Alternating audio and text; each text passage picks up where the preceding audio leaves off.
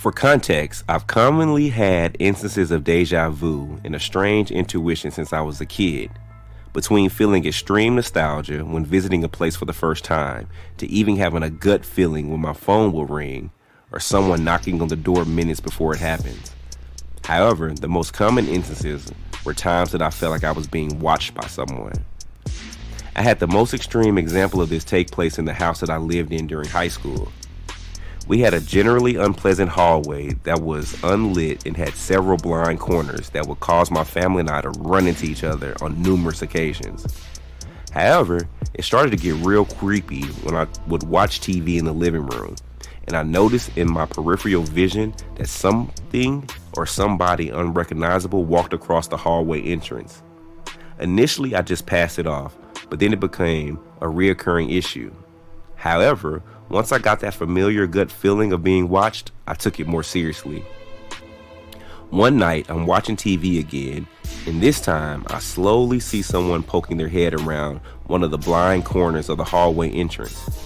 Keeping my eyes on the TV, I try to focus on the shape in my peripheral until I can discern an older looking bald man in a suit. I felt my stomach drop, but I kept watching the TV acting like I didn't see him. However, my mother, who was also in the living room with me, suddenly asked if I'm alright and that I looked pale and wide-eyed. I tell her that I thought I saw somebody staring at me from the hallway, and she pauses, then quietly asks me, "Bald man in a suit?" Apparently she had been noticing the same guy for a while as well, but thought it was just an imagination. What finally did it for both of us, however, was when my mother's boyfriend randomly asked us if we had seen a bald man in the hallway.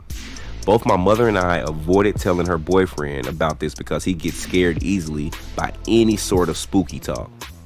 So for the last year in the house, we kind of just accepted that the man, since nothing really happened other than occasionally being stared at, was just another roommate. But in the last few months before moving, things started to get more aggressive.